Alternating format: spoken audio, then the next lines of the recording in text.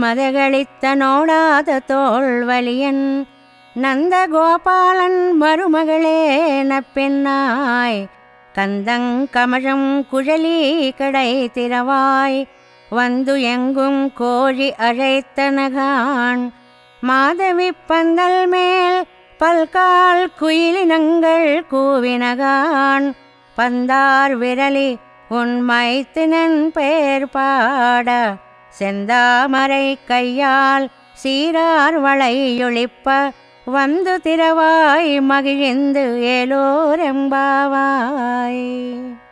ఈ పాసురంలో పురుషకారభూతురాలైన నీలాదేవిని మేల్కొల్పుతున్నారు గోపికలు. ఏనుగులతో పోరాడగలిగి మదగజం వంటి బలము కలిగి మదగజ సంపద కలిగి యుద్ధంలో శత్రువులను చూచి వెనుకకు జంకని భుజబలం కలిగిన నందగోపుని కోడలా సుగంధభరితమైన కేశపాసం గలవో నీలాదేవి తలుపు గడియ తెరవవమ్మా. అంతటా కోళ్లు కూస్తున్నాయి, వినిపించడం లేదా?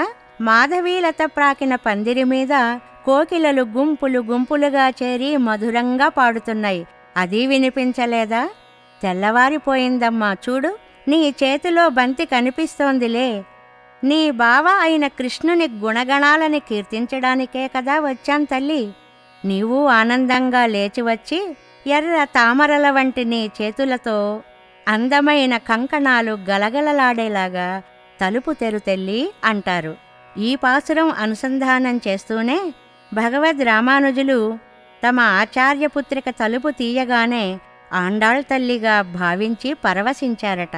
అందుకే వారికి తిరుప్పావై జీయర్ అనే పేరు వచ్చింది.